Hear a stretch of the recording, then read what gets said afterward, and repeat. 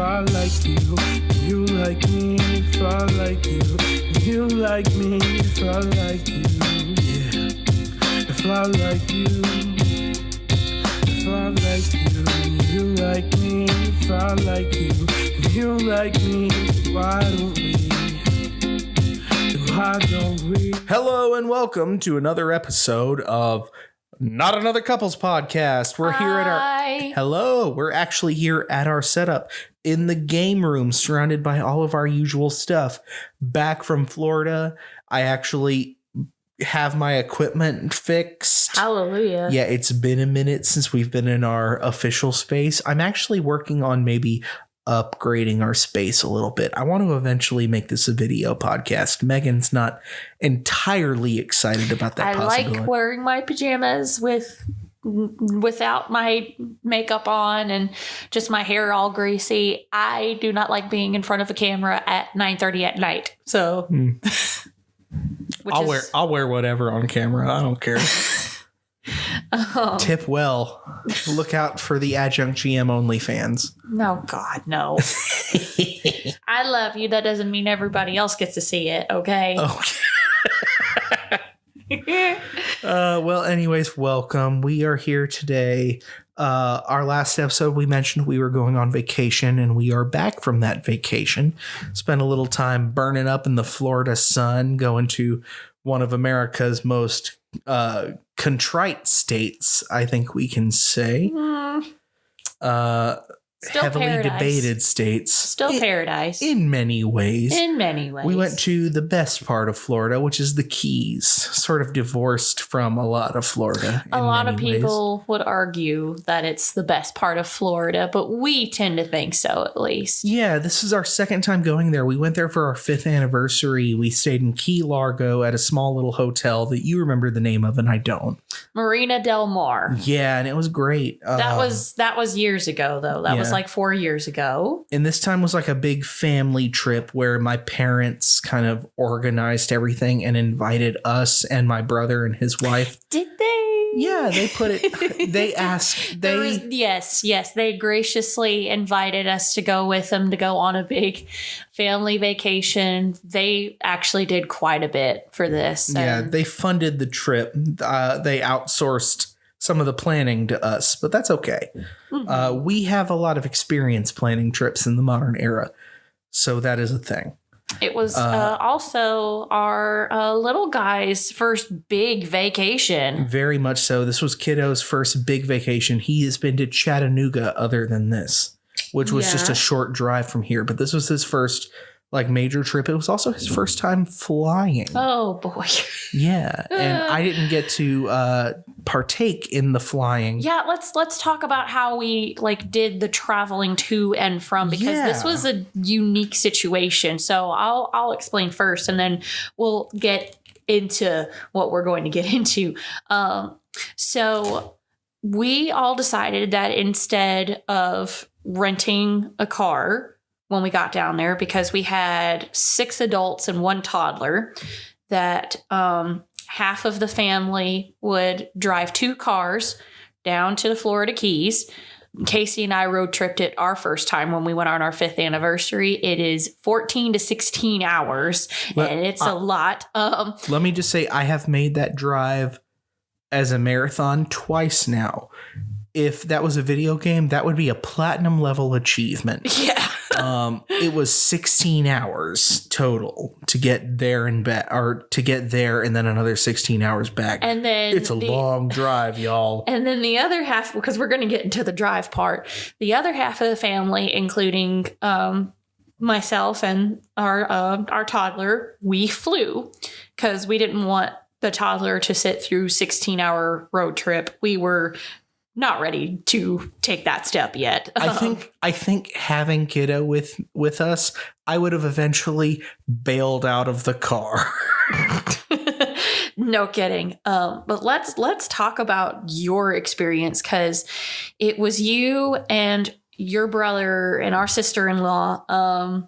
Hey, you guys, that drove the cars. You drove our car, and they drove your parents' vehicle, so that we would have a bigger vehicle because our car can only seat up to 4, really 3, along with the toddler car seat. So, talk about your experience because you were basically driving by yourself with the 2 of them behind you. I had a blast. I know y'all think it was a chore. I love a good drive. And I finished 2 audiobooks on the way there. Fun fact, we're going to go into Casey's book corner for a second. I am the adjunct GM, which is a reference to the fact that I am an English teacher. So I should recommend books occasionally. I took this chance to finish this. You mean besides Lord of the Rings? Yeah. For once, I'm not going to talk about Lord of the Rings. I'm going to talk about another fantasy novel series set in a very Nordic-inspired setting. I finished as audiobooks the 2nd volume of the Bloodsworn trilogy and most of this 3rd. It is a triplet of books titled Shadow of the Gods, Hunger of the Gods, and Fury of the Gods. I have a little bit left, but I highly recommend these books. They are a sort of dark and gritty Norse mythology inspired fantasy series following. So the book series takes place in a world in which there was a pantheon of deities that were giant animals that had access to magic and humans didn't. And they had demigod children that were like half animal lycanthropes. And the gods went to war with each other and all died. And the novel series takes place 300 years later, in which the one problematic thing about the novel is how it deals with slavery, but we can talk about that in another thing. Check in on Twitch. I'm going to talk about this there eventually. But in which the children of deities are the ancestors of deities, descendants of deities are subjugated and thralled to regular people, and they are called tainted. And we have a Viking troop who adventure around, and they're all half god people, and some of the gods come back to life, and that's the story, is they all fight a dragon god. It's really cool. Highly recommend it. It's a bit grimdark. It's a bit Norse. It's not as good as Lord of the Rings, but it's still pretty good. And I listened to 32 hours of it, so it's big on my brain right now. Sorry, no, I got off on a tangent. You said this would be a tangent. Yeah. I'm sitting here like reading our prompt, and I'm like, "Hey, what is this? The creepy water park hotel prompt here?" Prompts are a loose guideline. Okay, you want to talk about the creepy water park hotel? We'll definitely talk about the creepy water park hotel. I want to know what that means. So, due to family things, my parents are not super comfy with us spending a lot of time on the road in a way that is over the amount of time, especially at night. My dad doesn't like legitimate reasons for sure. Yeah, my dad doesn't like my brother or I driving at night for a couple reasons. But as such, he very much insisted that we stay somewhere halfway. So on the way down, I booked us a hotel in Kissimmee.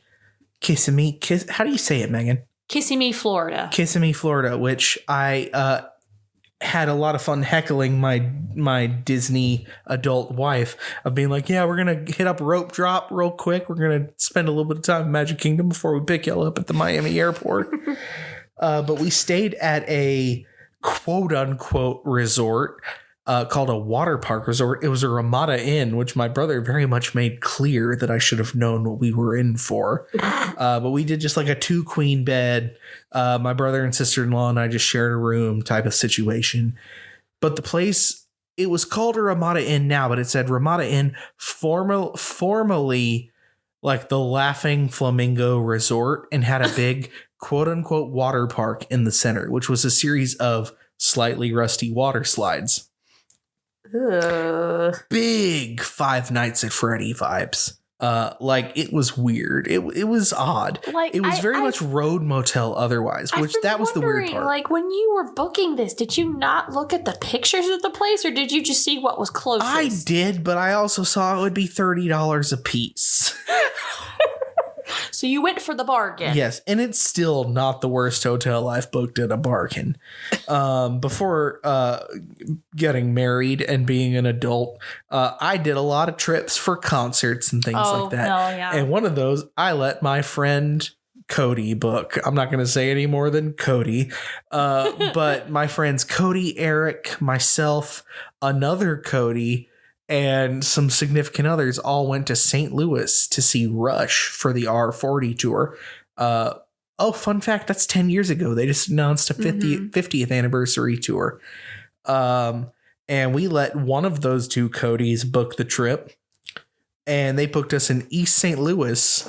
And he was like, guys, it's going to be like $8 a piece to stay at this place. Oh my God. And we got there and it was like, Cody, there's a meth deal happening next to our car. And we ended up staying with a friend of ours who lived at a seminary in St. Louis instead. Hi, Ruben. Hi, Ruben. But this didn't have those vibes per se, but it was definitely creepy. And there was someone riding a dirt bike in the parking lot all night. And I was like, are those gunshots or a dirt bike backfiring? Oh, Which boy. we had real gunshots on the way back.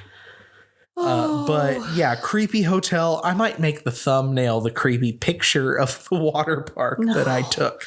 Go ahead and talk about it on the way back since you just mentioned that. I do want to say that the linens on the beds in that hotel were damp. Oh, you did mention that. Yeah. Ugh. On the way back, we stopped in Macon, Georgia, which I was really excited that they have a Mrs. Winters in that town, given that we don't have one of my favorite places to get a chicken biscuit in our hometown anymore. This was around like what, 7:30 at night or something like that? More like 9 o'clock. Yeah. 10 o'clock. Yeah, like it that. was because it was after I put our son to bed. I'm actually going to put them on blast. Country Inn and Suites in Macon, Georgia on Chambers Road. Screw y'all. Y'all suck. We stopped. We got there. Again, it was my parents. Like, we wanted to just make the drive. It was a 16-hour drive. We're like, this sucks, but we want to get home. And I was supposed to be like a part of our church service the next day. So I was like, I'm going to try to get there. My dad was like, y'all shouldn't do that. Y'all should stay somewhere. Just be safe, please. And I'll pay for it if you do. So we said, okay, yeah, sure. If it's that important to you, we'll respect that and we'll stay somewhere. So we booked it. It was Country Inn and Suites, Macon, Georgia, Chambers Road. I'm calling y'all out. In case we didn't already know. Yes. Calling y'all out again. We got there. Dude was like, I need to see the card that you booked with. And I was like, my dad booked it. I'm sorry. I don't have it with me. If you need it for like a deposit, here's my card. And he's like, no, I need to see the card you booked it with. How do I know it was actually your card? And I was just like, well, man, I can give you a picture of it. I can have them call you or whatever. Dude fully just refused us at the desk. I don't get rude with people, but it's just like, you're ridiculous. You're an incredibly patient person. I try to be. You've been so incensed about. I've been incensed for you because this is. And then ridiculous. we stepped back out to talk about it and strategize. Like, should we just like pay it again? And then a dude walked up and was like, yo, there were gunshots up the road. Y'all should get in a room. And we're like, okay, we're driving home. So I called you and I called my parents, and was just like, yeah, we're going to hoof it. And got home at 3 a.m. instead. Yeah, 3 I'm kind of glad we did. Yeah, me too, actually. So yeah, Country Inn and Suites Macon. Megan asked me not to curse, so screw y'all. Y'all were rude and called us thieves, and I don't appreciate you. And we still haven't gotten the money back either. No, they wouldn't. I went through the whole refund process, and they wouldn't give us our money back. They took $120 for turning us away. Expedia, actually. Yeah, y'all are. There's no room at the inn for the GM family. Expedia's sort of been trying, but they've been getting the pushback from Country Inn and Suites. Yeah, no, it's full. There's no room at the inn. All right, whatever. But regardless, you got through it. Yep. No, we're back. Tell us about the airborne crew experience. We had quite a stressful time because my father insisted, took y'all to, I want to hear what y'all's end of this was. But I remember my brother, who is a good driver, but a bit of a nervous driver. He's had some bad luck as a driver, was very wanting to follow me. And, going to an airport, you end up looping several times. And y'all called us, and I had lost my brother in this process a little bit. Of being like, okay, we can't sit and wait for y'all, and we're waiting at we're like going by the American. You're like, no, we're in international. for some reason.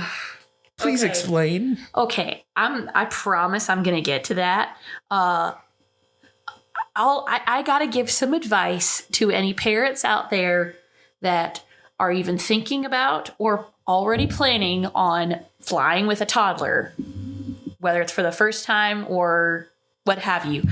Do not book a 6 a.m. flight. I mean, I very much understand because that was probably the cheapest option that they could get. And I'm just glad that I could get to fly, period. It was very rough in the sense that, so me, the toddler, and his parents, my mother and father-in-law, we all decided to fly together. They have health issues that prevents them from going on long car rides, so understandable.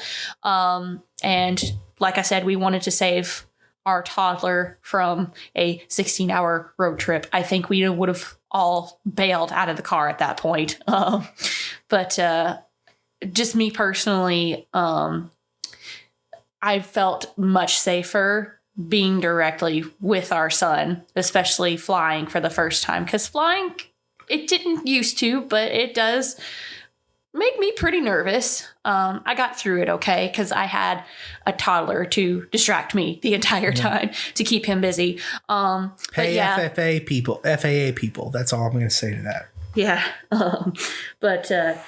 Our flight departed at 6 a.m., which means we had to be at the airport at, I think the earliest the hotel could get us there, which we stayed in a hotel. I think that had a shuttle to the airport. We had family members drop us off at the hotel and we stayed overnight. We had to be in bed at 7 p.m., which is nuts for all of us. We had to be up at 3:30 in the morning, be ready for airport shuttle at 4 o'clock, which you ever done that with a toddler? It's rough. He actually, all things considered, did pretty well. He got enough sleep. He was chipper. He was excited about, this new thing we were doing. Like, what are we doing up this early? Where are we going? We're riding on a bus. Oh, wait, now we're going through this big building. And oh, wait, now we're going on a plane? What's going on? He was pretty excited. He did really well on the flight to Florida. It was just incredibly early, and it was probably one of the longest days of my life, not just because of the toddler situation, but it was just very... Was it noticeably worse or better on the way back? In what way do you mean? More stressful? Did Kiddo react better on the way back than he did on the... He did better. Was it like, oh, this is a thing I've done before? He did better on the way to Florida because he was well. The awe. He was well rested, and I didn't feel like I had to do too much to keep him entertained. We had a movie. He did pee on me. Yeah, I remember you mentioning that. He's a little too old for that, too, if we're being honest. But. Well, poor guy. He was still in his pajamas. And I the last time I had changed him was 2 hours ago at the hotel. And we were just starting to line up to board. And I all of a sudden feel my shirt is wet. It's where I'm carrying him. And yeah, sure enough, he peed on me. He has not done that. He's not done that in like a year. But on the way back, he did get some captain's wings. I'm going to talk about that too, yeah. But the flight to Florida, he did pretty well, all things considered. He was so happy he had my attention for a lot of it. But we got to watch some movies. He had a ton of lollipops, which I did not know that for a kid who's too young to chew on gum, to help with the ears popping, sucking on a lollipop is a way to help with the ears popping. Big thanks to our friend Linda Stegman, who recommended that. Yes, and all my other military moms listening to this also gave me the similar advice. So thank you. In particular, Joanna and Rebecca, you know who you are. Thank you so much for giving me all this advice about flying. And yes, thank you, Linda. But as soon as we got there, he was very, very excited that we were going to go see Daddy finally, because it had been more than 24 hours since he last saw his dad. He was very excited to see him. I don't know how in the world we ended up in the international pickup, but your parents were, I think honestly, we all were that point. Like, let's just get out of here. Let's get out of here. We're in Florida. Let's get in the car and get going. So we picked y'all up. So it's worth noting we stayed, as we'll talk about in a minute, in the middle of the Keys near Key Marathon on Duck Key. Well, hold on. So on the way back, it was more stressful because kiddo didn't nap in the car. He had ample opportunity to nap in the car, and he straight up just napped for 5 minutes, and then he was awake again. And he did sleep all the way to the hotel after on the way to our hotel when we landed in Florida and drove to the Keys, because we landed in Miami, and which is cheaper than flying to the Florida Keys. Yeah, because we stayed in the middle of the Keys, so the option was either to pick y'all up in Miami or Key West, and it would have been a lot more driving for us to pick y'all up in Key West. Well, also flights to Key West are really expensive because it's more. I think it's not an international airport. That's why, so Correct. Fees are higher. And plus, can you imagine getting fuel out there? You know, so that's a thing to think about as well. But the flight back, he didn't nap in the car, which ruined him a little bit. He was a lot more irritable, though I will say we got there about 4 hours early because we wanted to make sure you guys got back on the road at a decent time. You know, I had to do something to keep him entertained besides sit around and watch Sesame Street on the phone the whole time and eat snacks, which is not a bad way to wait out a flight. But, you know, I thought, Miami airport is huge. So we got to do a lot of exploring. He got to go up and down escalators a lot. He thought that was amazing. Hooray. We got to go on like the little people mover, you know. I bet he loved that. Got to run real fast. He thought it was neat that we were moving but not walking. He thought that was really fun. He got a lot of practice looking at all the different pictures and things to see around Miami Airport. So that part was fun, and I got to explore with him. But once we were boarded on the plane, it got a little stressful from there because he was so doggone tired. We tried to have him watch a movie. He was okay-ish at that. He didn't want to have very many lollipops at that point, which of course, when we started to descend and his ears started popping, he started crying quite a bit. He did not want to sit down. Our kid's a little explorer. He did not want to stay seated for most of the flight. We had to kind of make sure he stayed seated as much as possible. He was definitely ready to be out of that plane by the time we landed. And I think our flight departed at 4:00 and we were home in our own home house. I think I want to say 7:30. And I put that kid to bed early. He had never been happier to be in his own bed. I bet. That was kind of the whole travel story.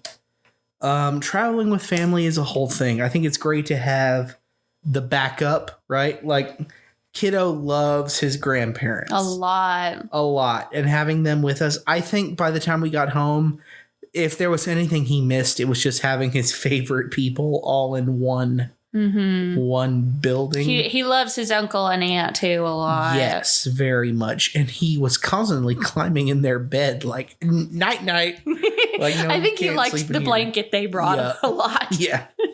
And he was playing with their scuba gear. But we've done a lot of big family trips. And of course, I have a big family. I have a lot of aunts. I have a lot of cousins. And we've done Disney trips. Well, that was prior to us having a child. Mm-hmm. So even more so now. But we've done trips where it was like 20 plus people staying in like a big place. And I love traveling with a big group.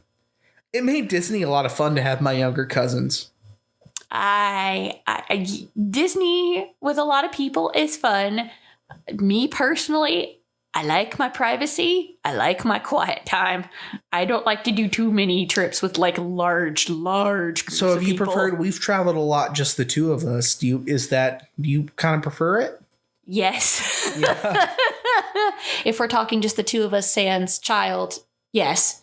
if Fair. we're talking with child, I liked doing it this way in the Florida Keys with having more family with us. Well, we haven't traveled the three of us yet.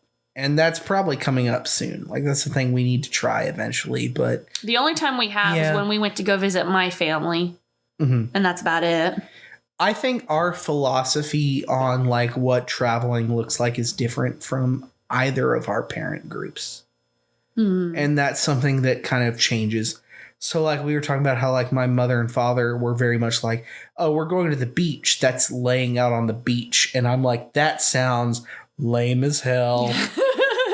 I often called out my mom whenever, when we were growing up, we went to a pool, and I often asked her, like, Mom, why do you just lay out in the sun? It's just so hot. Why do you lay out in the sun? That just seems so boring reading Agreed. your book.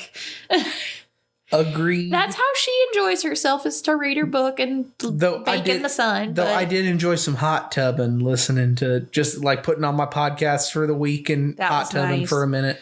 I got rid of my sciatica pain from that hot tub. Yeah. That was nice. Yeah. Moving on. But really, we did stay at a resort, by the way, which is something we've never done before. we've personally never done that Yeah, before. it wasn't like the full like all-inclusive thing, but it was in that direction. It was pretty close. Yeah, we stayed on Duck Key at Hawks Cay was the name of the place, and it was really, really nice. Mm-hmm. It was and it looks pretty like they have some nice. upgrades coming up soon.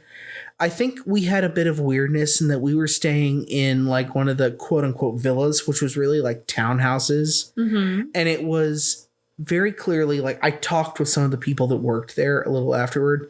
I really got relegated to being the person to talk to people, because a lot of the folks that worked there spoke either Spanish or Haitian, and Nothing well, wrong with that. no, of course not. But while none of us speak either of those languages, I knew how to work the Google Translate app. Exactly. I speak like a smattering of Spanish. You speak a little more than me. teeny tiny Yeah, bit. very little. And it's something I'm working on. I'm trying to learn a little bit. I knew no Haitian. They were wonderful folks.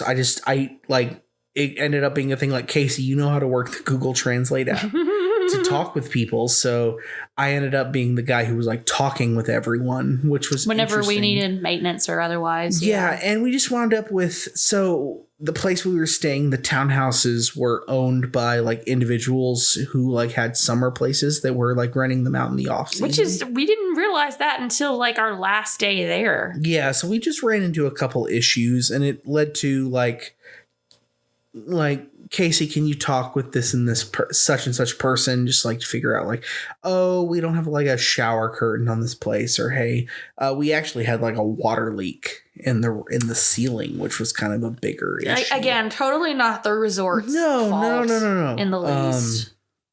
And I really appreciate it. Folks were so nice about things, and hey, be nice to the folks who like take care of you on vacation.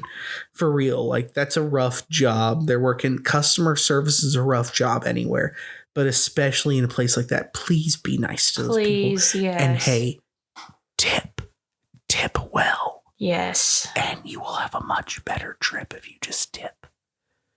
Life hack. Yeah, I'm just saying, like, I've worked a lot of tipping jobs. You'll be treated much better if you tip well. So my whole thing about staying on the resort is I loved the property. The pool was amazing. I should know we've never done anything like that before. No, we this really haven't. This was a treat. I don't know if we will again for a long time. Probably not. I think we might revisit the place to stay in the hotel. So they had like a hotel and Yeah. the Yeah. bigger places. We might go visit that hotel. The pool was really nice. They had a lagoon right next to the pool that connected to the ocean. The lagoon was awesome. Let me talk about the lagoon real quick. Yeah. Let me brag on Hawks Cay, because this was kind of neat. So, of course, like, you want to go in the ocean, you want to snorkel and all that. That's super cool. But if you have little kids, that can be a little dangerous. They have like artificially built a sandbar to create a lagoon, but it feeds into the ocean. So like animals can come and go as they please. And it goes in and out with the tide. Via some tunnels and the tide, which means like there's still wildlife there, which is really cool. they had dolphins, which we're still working on understanding the ethics of that. We were told they were rescued. Yeah, we were told that they were dolphins that could not be released due to medical issues, which Megan is more into this than me, being she introduced me to Blackfish and the Cove. And is a big advocate for cetacean rights. I did my research into this. They're pretty ethical. In fact, they do a lot to keep the dolphins stimulated daily. And there's a whole pot of them, and we got to listen to a couple of the stories about all the different dolphin rescues. No, they're all right. They're all right. Yeah, but it was cool being able to do the lagoon with the kid. There were jellyfish. There was like a barracuda in there at one point. There were teeny tiny crabs. Kiddo and I found a flounder, which was kind of cool. We had a really good time with wildlife this time. We're going to talk about I was going to talk about the walk from our villa to the pool was on a boardwalk, and every single your brother and our sister-in-law did every single night walk up and down the boardwalk, and they got to see a nurse shark. They got to see a lobster, I want to say. Lobster, pufferfish. One night we saw a blackfin shark as well. Black tip shark. The very first night we were there, though, just before the sun fully set, though, we saw a manatee. Yes. Oh, and our son, I got to tell it this time. Our kid had no idea what a manatee was. So as we were walking up and saw this manatee just bobbing up and down in the water next to the dock. Fully wild, by the way. This was yes. It just happened to wander in there. Yeah, and this was a dream come true for me. They're one of my favorite animals. I never thought I would. The first time we went, I really wanted to see one, and we didn't. So I was really excited. I never thought I'd get to see one in the wild. So our kid, having no idea what a manatee is, I don't think he's even seen a picture of one. No, he had no idea what that was. And he goes up to it. He's looking at the dock. He goes, Piggy? Yeah. He thought it was a pig. And he's like, no, buddy, sea cow. And because it would, well, we joked that whenever it went up to the surface, of course, it had to, no, it blew out of its nose to breathe. So it just go, so he would then say, sea cow. And he affectionately named the manatee Piggy. So every time we walked past that little corner of the boardwalk where the manatee was every single day, he'd go, Piggy? Like he was looking for the manatee. Piggy? Yeah. So that was pretty neat. We didn't get that at our first go around, staying in the Key. So I'm glad at this villa. And the iguanas. We have to talk about the baby dinosaurs. Yes. So our kid is really into dinosaurs right now. His first love was cars, and we still love cars. We still love cars and trucks. But right now he's big into dinosaurs. Big dinosaur. And so seeing iguanas, he was calling them baby dinosaurs. Baby dinosaur. Yeah. And there was different iguanas there. Of course, there were the green iguanas, which if you're not familiar with the wildlife of the Keys, not just the ocean wildlife, but iguanas, they're considered a pest animal. Yeah. They are considered a pest animal. And when it gets cold, they'll just straight up fall out of the tree. They'll fall out of the trees and fall right onto your head. They're beach raccoons. No, we did see a few green iguanas. I didn't see that many. You and your brother and sister-in-law saw quite a few more. Yeah. But we did see a lot of curly-tailed lizards. And they were skittering all over the place. And they're tiny. They're probably just the size of my hand. And they were so cute running around. And every time we saw one, we would shout, baby dinosaur! Yeah, my brother and his wife, they spent a lot of time. And they had a great time, I think.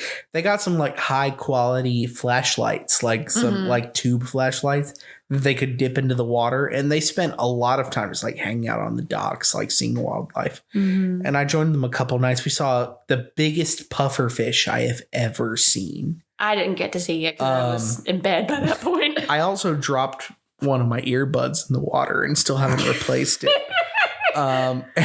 And my brother made a thing of like trying to Rube Goldberg thing to get it. And I'm like, it's dead. You don't have to bother. It's dead.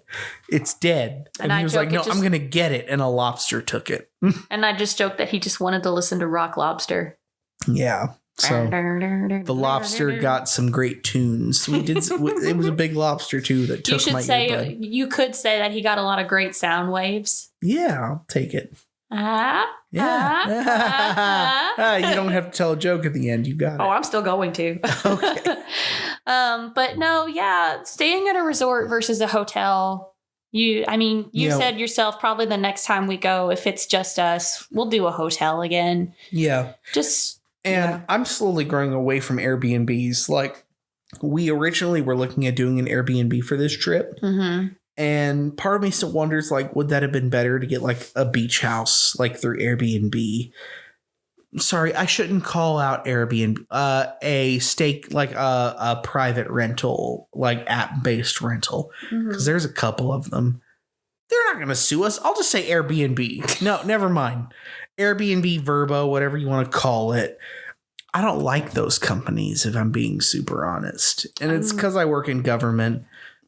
Yeah, I don't know. Like, they are good deals, and I do use them sometimes for our trips. The last one we stayed in was in Atlanta. We loved that B&B. We did, but I don't know. I go back and forth. They are handy, but they buy up a lot of real estate and hurt like homeowners. We once had a house get bought up by some person in California looking to flip it into an Airbnb. So I don't know how I feel about those kind of things. They are handy, but I don't know. I waffle.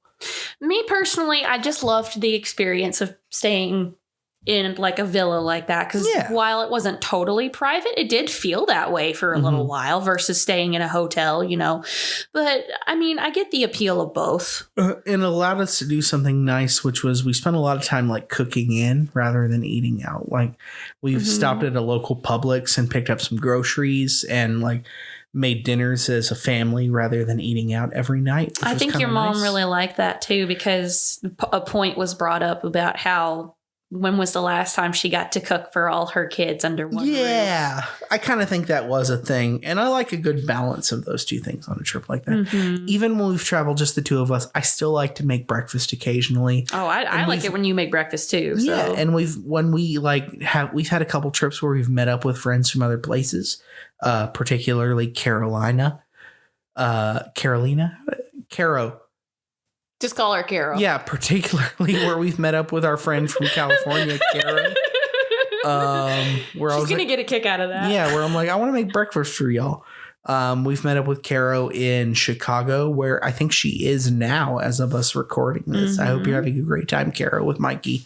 We're jealous. And, jelly, because that's our favorite place to go. We want to go back to Chicago again soon.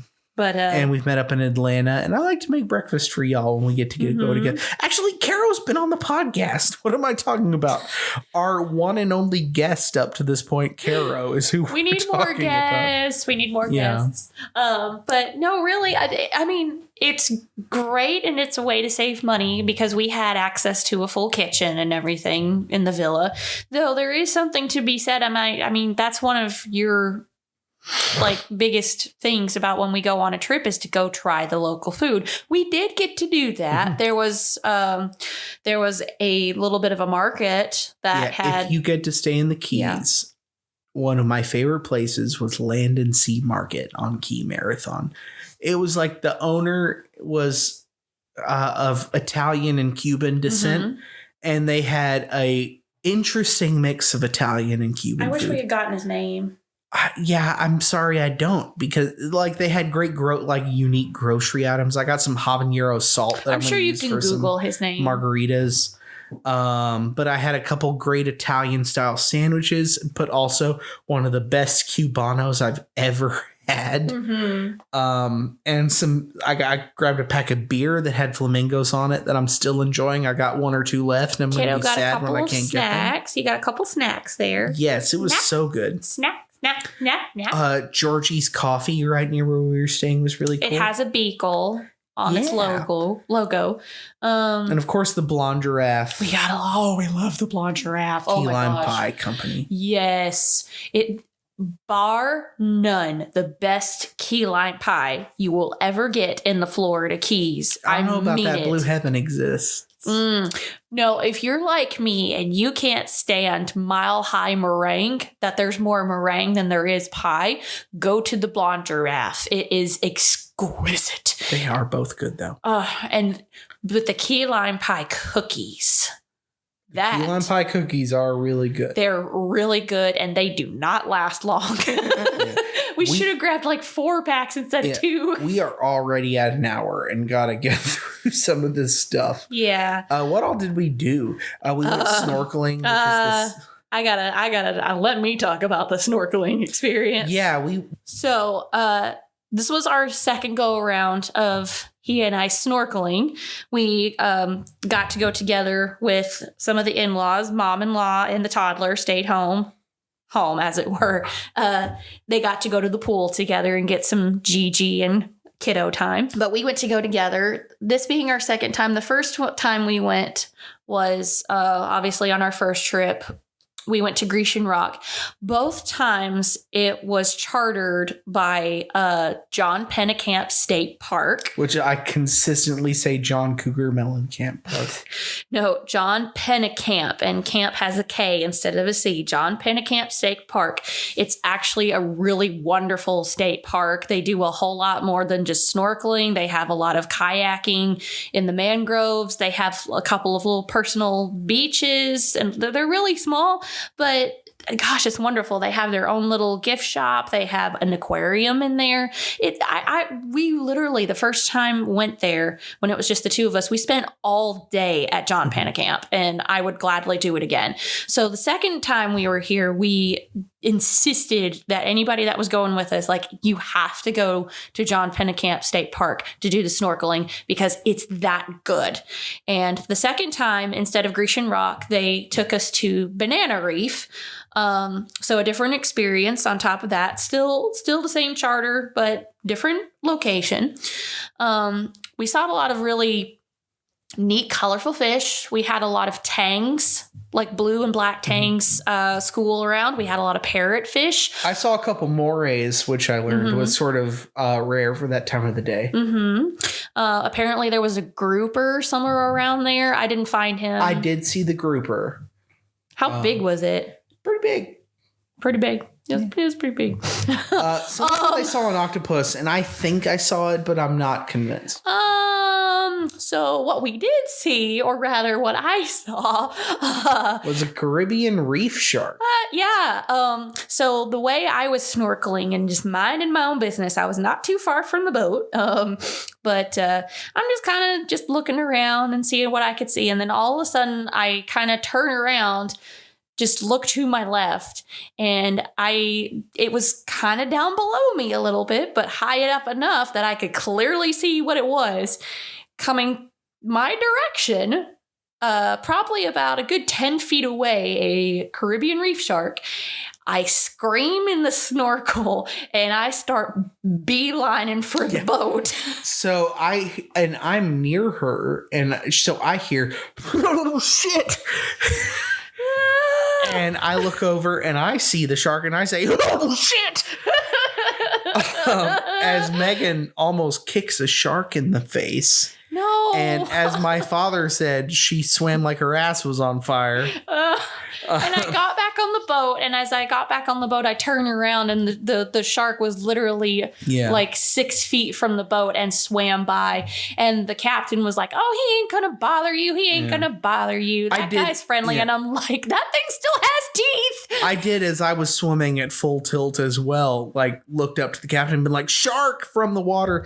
And when we got up there, he was like, "Oh, whatever." You can see there's several snorkelers following that dude, and we were both slightly embarrassed, but like, oh, I'm not.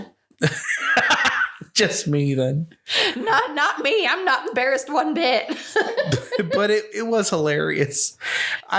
Being in the water with a shark a mile and a half from land is a without anything between me and it. I will never do that again.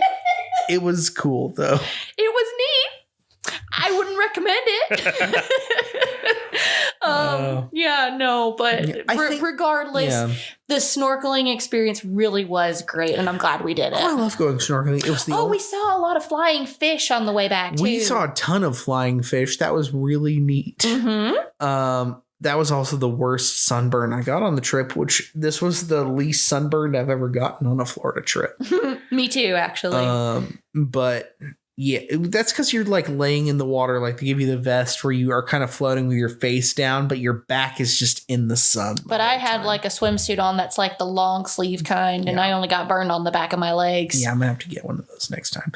But standing on the bow of the boat as you're headed back is super neat. Oh yeah, we did learn. Nice. I was really surprised. Like I talked with the captain of that boat. I was like, I've noticed, like, since we're here, there's no, like, waves near anywhere that we're staying there. Like, oh, that's because the water around the Keys is so shallow because there's so many islands. Mm-hmm. Like, most of the water is only, like, 10 foot deep, which we did a little fishing, and that was not the case there. That was, like, more like 52-foot depth. And my brother and I caught a few fish, none keepers. Our fishing trip was maybe a little bit of a bust, but it was still a good time. Mm-hmm. Yeah. So you got to do it. You saw that there was like a shipwrecked sailboat or something when you were out there? We did. They took us. Oh, no, that was when we went snorkeling on Banana Reef, which is part of the Grecian Reef Network. I didn't see that. You're talking about the James Bond set. Yes, that they filmed a part of one of the 007 movies there, and they were telling us that, like, amongst the coral, we could see some of the wreckage of the filming. I don't remember which James Bond film he said it was. It was one of the ones from the 60s or 70s. Yeah, I don't remember either. Yeah. One little final thing, and then we're going to keep moving on. We talked about the wildlife, obviously. But there is a little tiny aquarium. I say tiny, not totally tiny. It's tiny in comparison. We've been to bigger ones, but It was still very charming nonetheless. The Key West Aquarium, we took Kiddo to that and he loved it. It is 90 years old, which was astonishing when I first read that. But they also had started their turtle rehabilitation program. So, and they were in the process of building a shark lagoon as well. Little guy got to feed fish food to some wild fishes. He thought that was really neat. We got to watch a sea turtle put on a prosthetic fin. That was really neat as well. And he got like, turtle. And he thought it was great. He got a high five from the turtle mascot and he thought that was great. I love that picture of him. So if you're looking for something to do to keep the kiddos entertained, and it really doesn't cost a lot compared to most aquariums. And once you pay, it can literally be like, if you pay for admission at like 11 a.m. on one day, it is good until 11 a.m. the next day, which not a lot of places like that do anymore, which is great. Yeah. Yeah, Key West Aquarium. Go hit it up. They're doing great things over there, especially for the turtles. Agreed. And Megan, we're already at an hour, so I'm going to suggest that we leave it off here and pick this up as a part 2. Yeah, because we got more stuff to talk about that's not Florida Keys related. Sort of, but not really. Yeah. To which, in that case, we will go ahead and start wrapping this up here. First of all, credits to Rufus Dawkins for allowing us the continued use of his track, If I Like You. Thank you very much for that, Rufus. We love you, Rufus. It. Yes. Check him out on Facebook. I think he recently said he's got some new music coming up. Yes, please do. But some other stuff we're going to have in like another part of this. We are talking about vacation spots that we've been to or we hope to go to. What else we got up on the docket? We're going to do another Halloween episode really soon. Yeah, we're going to watch a horror movie, and then we're also going to talk about Over the Garden Wall, I think. I think so. We're debating on that. We have... It's almost been one whole anniversary for our podcast. We've been doing this for a whole year. So We're probably going to do an anniversary episode. Maybe that should be the episode is where we talk about how we met. I can dig that. Yeah. Megan is also going to be streaming a horror game. We're not sure which yet. I think it's going to be Alan Wake. And I'm going to do it for charity. Yeah, we'll make that a charity stream. Yeah, we're probably going to pick our local Humane Society to help out with that. Our local Humane Society, I do like donating to the Alzheimer's Research Fund. Mm-hmm. And I'm springing this on you, but I may want to look into some cancer funds. Mm-hmm. Yeah. So we've got a lot of stuff coming up. So look forward to that. Subscribe. That being said, we got to end this with a joke. Yes. Okay. So I found a cheesy shark joke because I figured kind of going towards the end of this episode, talking about the shark a little bit it seemed appropriate. Okay, you ready? Mm-hmm. Why are sharks hard to trust? Why? They tell great white lies. Love it. All right, we'll see you on part 2 of this episode. You like me, Bye. I like you. You like me, if I like you. Yeah. If I like you. If I like you. You like me, if I like you. You like me, why don't